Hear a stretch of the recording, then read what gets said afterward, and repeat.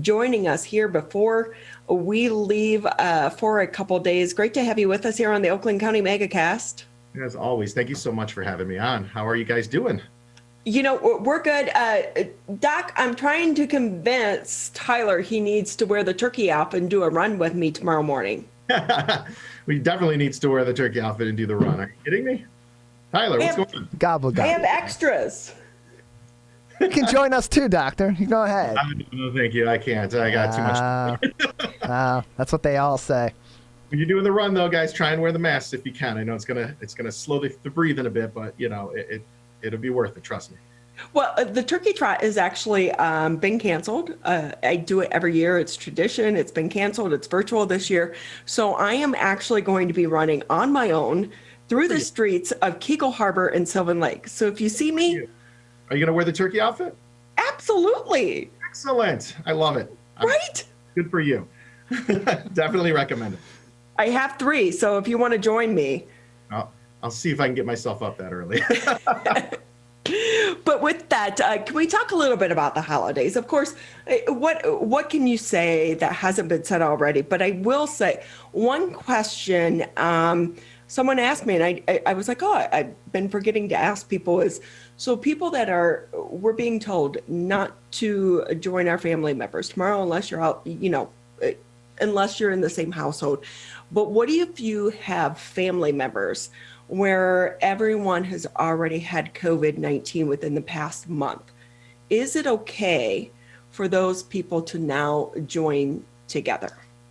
Oh, wow. That's a tough one. So let me make sure I got this correct.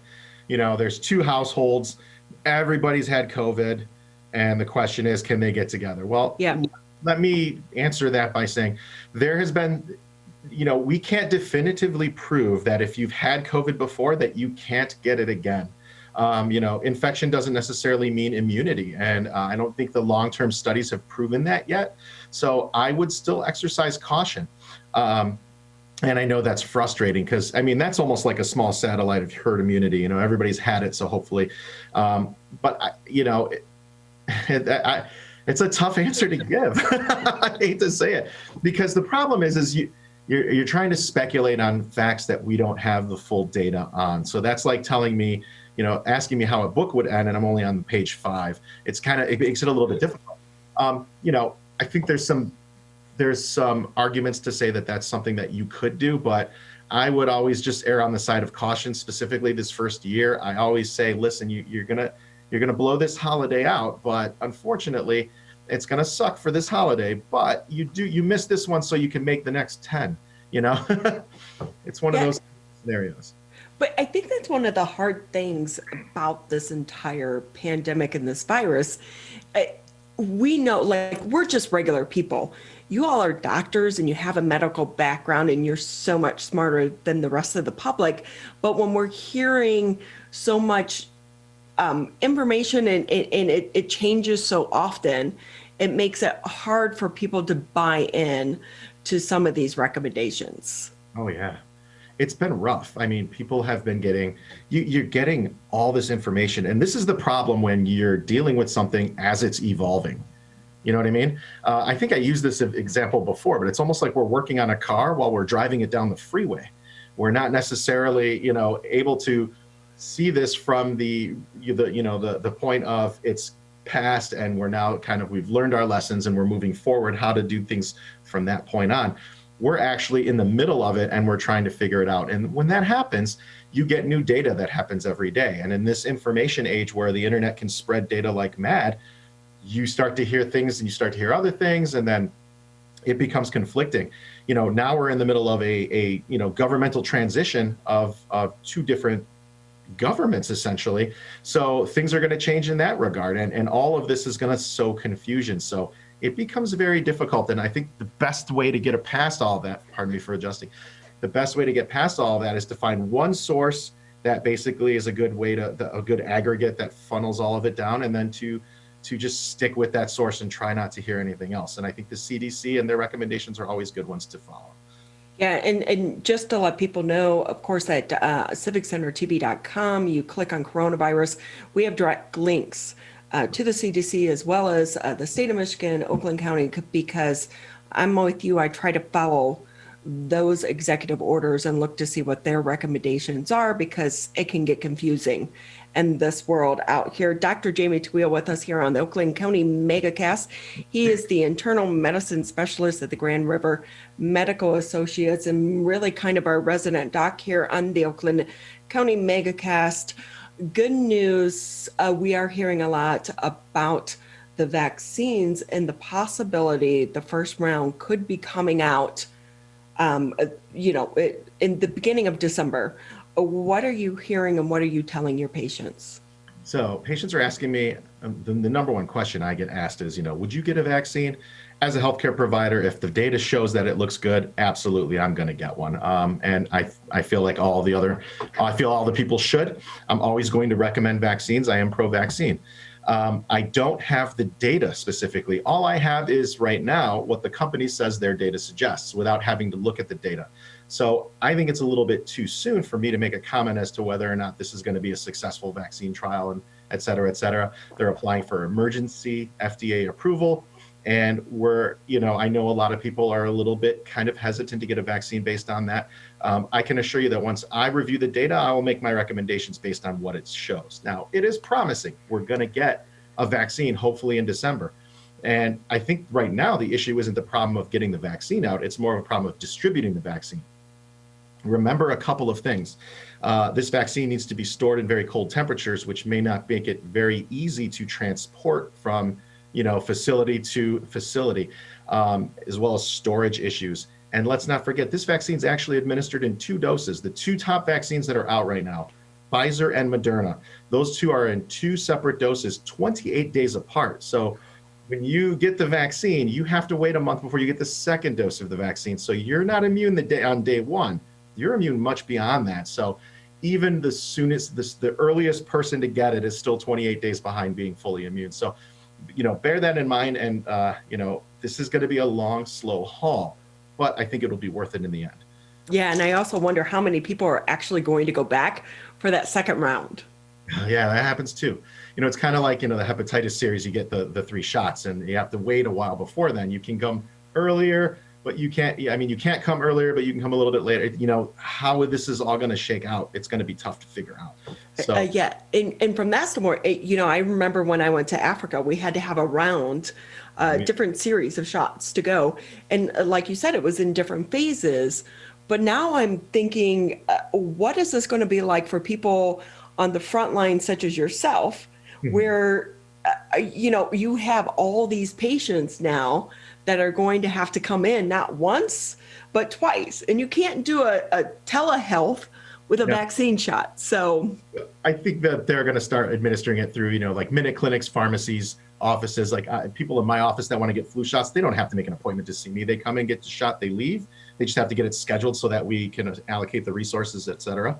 But, it'll be easy to distribute once we figure out how to get it here.